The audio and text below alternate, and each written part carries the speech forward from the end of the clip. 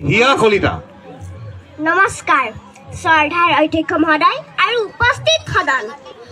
Winston চাৰ্চিলে কৈছিল, বিষয়বস্তুৰ ওপৰত গভীৰ অধ্যয়ন নকৰাকৈ চালে বেৰে কবোৱা কথা কৈ প্ৰকৃত সত্যক গাপ দিবলৈ চেষ্টা কৰাসকল মনৰ জগতত অন্ধ আৰু দূৰদৃষ্টিহীন। আৰু তাৰে প্ৰতিফলন আজিৰ এই মহামান্য সদনত। সন্মানীয় চৰকাৰী পক্ষই উত্থাপন কৰিলে যে ভ্ৰাম্য ভাষাতকৈ কিতাপে শ্ৰেষ্ঠ। মই যদিহে কওঁ পুৰুষতকৈও নাৰীয়ে শ্ৰেষ্ঠ, আপোনালোকে মানি ল'ব পাৰিবনে? নিশ্চয় নোৱাৰে। নিজৰ স্থানত নিজেই শ্ৰেষ্ঠ।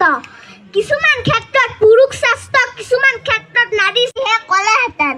শিশু বা ছাত্ৰ ছাত্ৰীৰ ক্ষেত্ৰত ভ্ৰাম্য ভাষাতকৈ কিতাপে শ্ৰেষ্ঠ বুলি ক'লেহেঁতেন।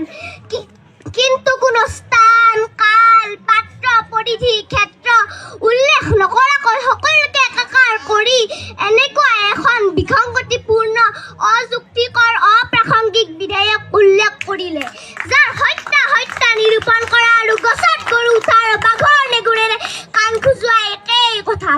সেয়ে উক্ত বিধেয়কক তীব্ৰ বিৰোধিতা জনাই আজিৰ সদনত বিধেয়কৰ বিপৰীতে মত পোষণ কৰিছোঁ। মাননীয় অধ্যক্ষ মহোদয়, স্বামী গৃহত শাহু-শহুৰৰ পৰা অকথ্য নিৰ্যাতনৰ বলি হৈ থকা নাৰীগৰাকীয়ে স্বামীৰ বেল্টৰ কোব খাই প্ৰাণ বচাবলৈ ভ্ৰাম্য ভাষটোৱে হাতত তুলি লয় আৰু উচুপি দেউতাকক কয়, দেউতা মোক লৈ যাবিহি অ', ইহঁতে মোক মাৰি পেলাব দেউতা। সেই সময়খিনিত কিতাপ শ্ৰেষ্ঠ হৈ নাথাকে, শ্ৰেষ্ঠ হৈ পৰে ভ্ৰাম্য ভাষটোৱে। মাননীয় অধ্যক্ষ মহোদয়, জীৱিকাৰ সন্ধানত বহি ৰাজ্যলৈ যোৱা ল'ৰা বা ছোৱালীগৰাকীয়ে বুঢ়ীমাক জনিলে এটা ফোন কৰি ক'ব, মা মই কুশলে আছোঁ, তুমি চিন্তা কৰিব নালাগে। এগৰাকী মাকৰ বাবে ভ্ৰাম্য ভাষটোৱে শ্ৰেষ্ঠ হৈ পৰে সেই সময়খিনিত। মাননীয় অধ্যক্ষ মহোদয়, ৰাজপথত দুৰ্ঘটনাত পতিত ব্যক্তিজনৰ বাবে ভ্ৰাম্য ভাষটোৱে শ্ৰেষ্ঠ হৈ পৰে সেই সময়খিনিত। মাননীয় অধ্যক্ষ মহোদয়, এখন কিতাপত এটা নিৰ্দিষ্ট বিষয় থাকে, কিন্তু ভ্ৰাম্য ভাষাত গোটেই বিদৃশ্য ব্ৰহ্মাণ্ডখন থাকে।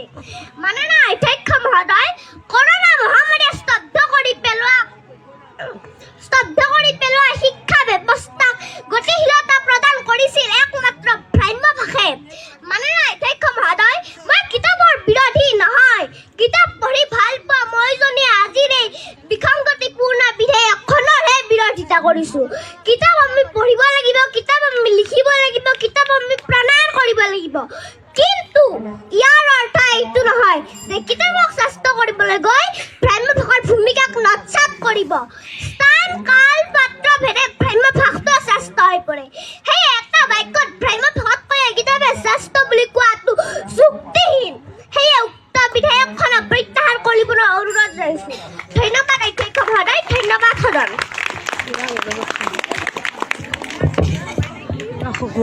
আমি বিৰোধী পক্ষৰ আজিৰ সদনৰ আটাইতকৈ আমাৰ সৰু সদস্য হিয়া কলিতাক ধন্যবাদ জ্ঞাপন কৰিছোঁ।